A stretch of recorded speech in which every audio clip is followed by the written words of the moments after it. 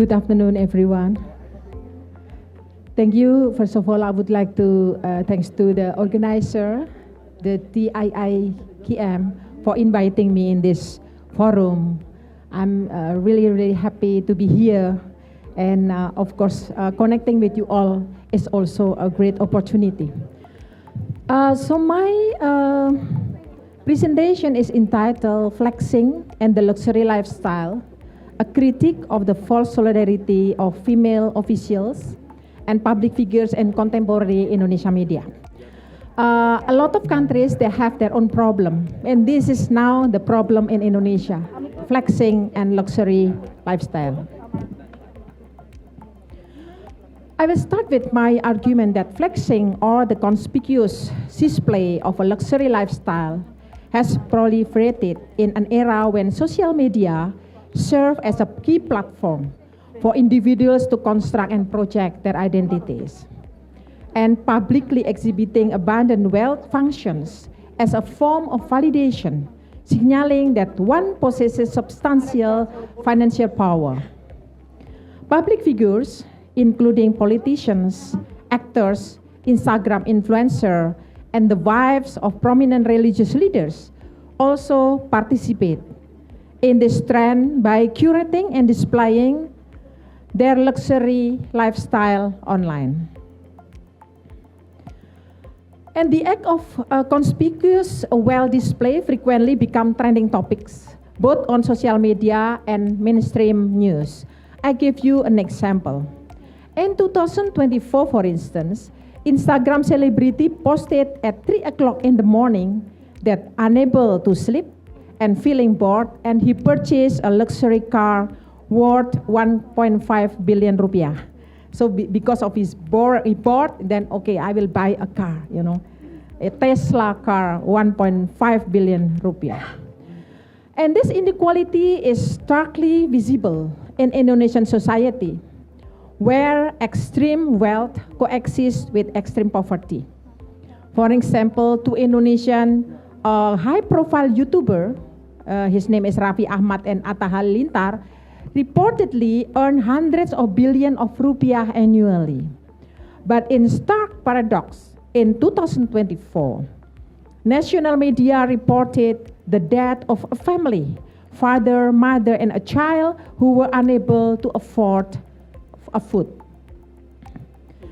So maybe I can start with the concept of use value and exchange value, and also sign value. Sociologically, the material values are continuously redefined over time. And Marcel Mauss, a sociologist, with his writing The Gift, first published in 1925, explored how material values are understood and operationalized within social structure. And according to Mauss, material values serve specific functions, primarily as exchange value or use value. And the barter system facilitates exchange value. However, the introduction of money transformed the nature of value itself. Money as a material entity was becoming important due to its role as a universal medium of exchange. And then now we have sign value. According to Thorsten Veblen, for instance, he examined the role of material values in his book Conspicuous Consumption, defining the concept of the spending of money or acquiring luxurious goods to show economic power. So it's changing the value, the definition of value. Baudrillard's introduced the concept of sign value as a distinct analytical category. He defines sign value as an object significance in terms of its prestige, conferring capacity rather than its material utility or award. And he described in the postmodern construction an illusory word staging a performance rather than engaging with reality.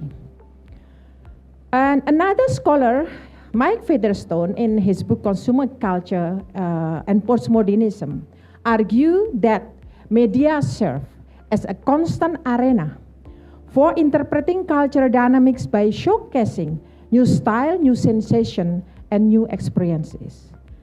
And I gave you an example in Indonesia. An illustrative example is Indonesian actress. Her name is Sandra Dewi's wedding in Hong Kong Disneyland. So she employed Disneyland's signification to cast herself as Disney princess. So this image represents not a reality, but rather an intersection of fact and fiction. And Umberto Eco, according to Umberto Eco in his theory, an attraction engineer for maximum realism, a realistic fabrication, so deliberately constructed to appear more authentic than reality itself. And now the update of the news. The husband of Sandra Dewi was captured last year by the police because of corruption. 100 million rupiah, the biggest corruption in Indonesia. And all of those theoreticians talk from the very general cultural aspect. And I would like to draw into the feminist story called false solidarity. Within the phenomenon of flexing, there is another dimension that warrants closer examination, the issue of false solidarity. False solidarity is a paradoxical form of luxurious living practiced in a nation where extreme poverty still persists. While those who engage in flexing and displaying opulent lifestyle may be men, but in this aspect I would like to concentrate on how Indonesian women's officials, other prominent public figures, including entertainers and political elites who practice this luxury lifestyle.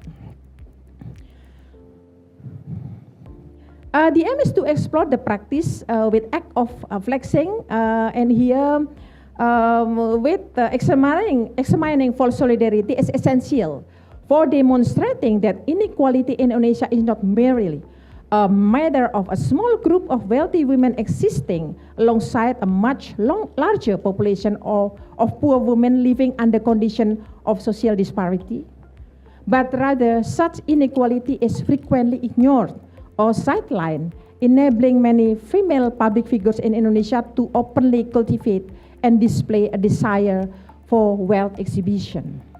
And this in turn generates a new social ecosystem in which flexing and luxury lifestyles become normalized, not only at the national level, but also locally in the micro level.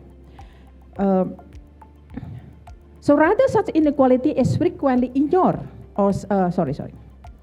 This study employs a feminist theoretical lens to address the question of solidarity, because we know when we talk about sisterhood, has often been used by feminists to describe the unity of women as members of an oppressed groups.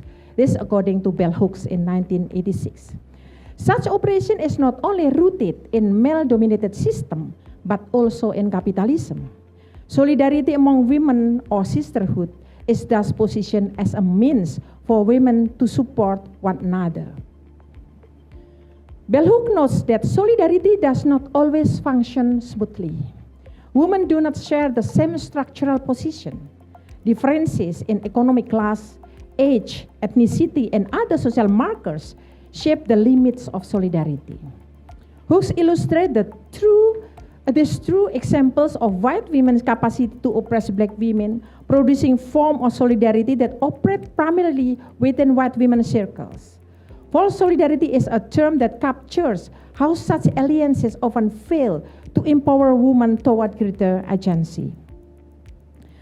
Yet as instead, differences of class, ethnicity, age, and other social categories frequently obstruct the formation of true solidarity. In practice, false solidarity sustains the status quo, allowing social inequalities to persist and in some cases to deepen. Hooks also argued that solidarity must be grounded in shared victimization.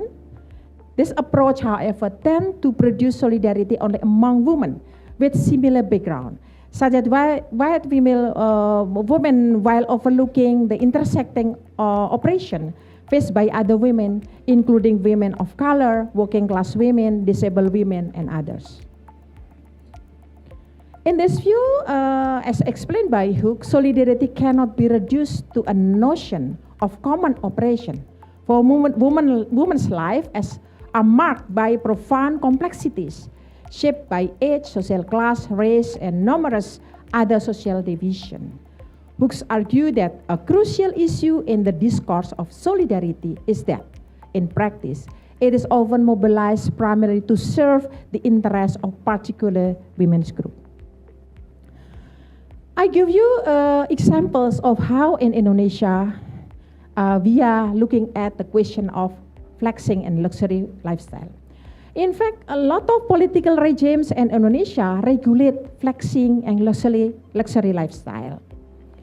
Each political regime in Indonesia has implemented distinct approaches to constructing and regulating luxury lifestyle.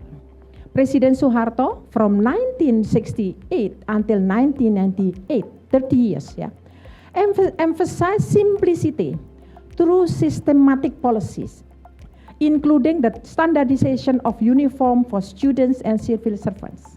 Why? Because the uniforms was claimed to minimize visible socio-economic disparities and prevent social justice. And the commitment to modesty was even codified through presidential decree in 1974. And this simplicity was continuing during President Joko Widodo in 2014 until 2019. Joko Widodo is abbreviated into Jokowi, cultivated an image of modesty through his signature attire, a white long-sleeve shirt paired with black trousers, worn consistently across formal and informal occasion, and all of the ministers wore something like that too in everyday life, every day in office, etc. His public engagement frequently featured interaction with small business owners, during which he purchased locally produced shoes, clothing, and other goods. But then we see how the state has progressively reinforced the practice of showcasing sign value, which manifests in two primary. First, at individual level, people individually, and the second is institutionally. I will show you later. And this is the example. How Jokowi gave like regulation to all of the nation to be, to be humble, to use not, expensive things. But Jokowi's advocacy for modest living and support for local product encounter contradiction within his own family circle. Here is the photo of Selvi Ananda. I'm sorry for the Indonesian, maybe you know who he is. This is the wife of a current vice president. This photo is there, the vice president, actual vice president. And she appeared at a ceremonial event for micro, small, and medium enterprises carrying an imported luxury handbag worth hundreds of million rupiah. This is, she's always practicing this kind of practice all the time in everyday life, carrying very expensive bag, clothes, diamond, etc. And another daughter-in-law of Joko Widodo, for instance, in August 2024, it is becoming viral in Indonesia. She posted her private jet journey to the United States. Reportedly, it cost 10 billion rupiah. And she also showcased a $25 bread purchase, which is a sum equivalent to the monthly income of many Indonesian workers. And it's not just in the higher level of people. In the grassroots also, in the society, they do the same thing. It's becoming an ecosystem. And the left side, this is what we call as the crazy rich Kalimantan, because the husband is considered as one of the richest, not the craziest, the richest man in Indonesia, And she published her private just expedition to Thailand to buy a Labubu doll for her grandchild. Just to go to Thailand just to buy a Labubu doll, buy, like flying with private jet, she owns, And the other one is Ray Utami. This is an influencer, bought numerous durians. Durian, I think you know durians, yeah. The durian, the fruit with pins, yeah, with a lot of pins. Duri, and call it in Indonesia. So she brought this durian using her billion rupiah Porsche. You see, Porsche expensive, yeah. How many billion rupiah? And then she put durians on top of this car. It's a kind of mockery to the society. So it's also becoming viral in Indonesia. And another other example is Ustad. Ustad is the head of one of the religious preacher, very well-known religious preacher. He and his wife showed their new luxury motorbike and stating that flexing is allowed in Islam, you know. So it's just using justification, oh, flexing is no problem. The problem is poverty. Flexing is okay, something like that, yeah. And another one is a couple in Banyuwangi, is close to Bali, just you can cross the border, spend 50 million rupiah for the birthday of their cat, you know. So this is the thing, you know, that happened now in Indonesia, and it's becoming a problem. Why a problem? Like last year, chaotic, you know, there's a big demonstration. It's because of this kind of things. So there were 3 houses of the member of parliament burned by the society because 3 of them, they like to show to flexing, you know. So their house were burned by the people in 2025 demonstration. And this is the individual, and this is an institutional one. Several examples illustrate how the government normalizes and promotes extravagant lifestyle. And if you come here with Garuda, for instance, from abroad especially, you will be presented with video content featuring Raffi Ahmad, one of Indonesia's wealthiest YouTuber, and a special and also he is a special envoy of the president. Why he choose a special envoy, we don't know. But the important is he's rich, maybe because he's rich, and then he's engaged in the government. And showcasing his collection of luxury cars, including Lamborghinis and other high-end brands. In the program in this television in Garuda, if you see in the video, the title is Raffi's Garage. And last year, during the inauguration of the members of parliament, we can see branded bags during the inauguration session of the parliament. All of them, the member of parliaments, women and member of parliaments, the wife of a member of parliament, all of them. They use branded bags like Louis Vuitton, Chanel, etc. Yeah, some of them worth billion rupiah. Yeah.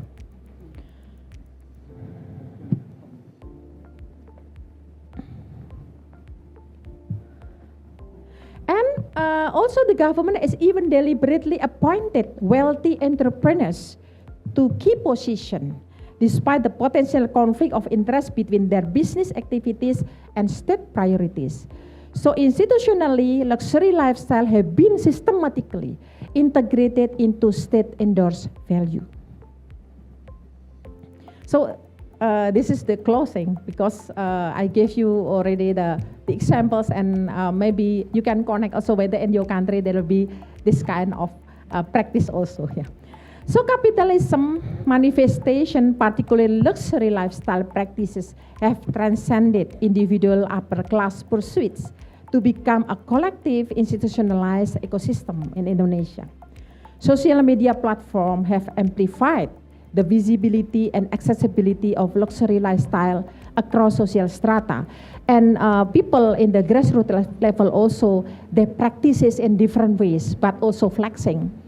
We see that the perception of luxury consumption and flexing as ordinary practices have become embedded within various societal groups, manifesting differently across national contexts. And here, if you don't do flexing, you are considered as FOMO. FOMO is fear of missing out. Yeah. Flexing and the exhibition of luxury lifestyle constitute a new ecosystem within a society increasingly governed by the digital. Flexing becomes closely intertwined with the problem of false solidarity, practiced unvastly even by the state officials and other public figures, and this new habit of showing off an instance of false solidarity when enacted by officials and other wealthy actors generates self-reinforcing consequences. And new habits of luxury display emerge that disregard the fact that such act can provoke social envy, feeling of inferiority, and other social problems. As I mentioned before, last year was really, like a peak of the anger of people because of this jealousy, looking at other people are very, very rich, the tax are increased, etc. But they are poor. And last week there's a boy in Nusa Tenggara Timur. He was 10 years old, and he committed suicide because he couldn't buy a book. This is a very sad situation in Indonesia. Thank you very much.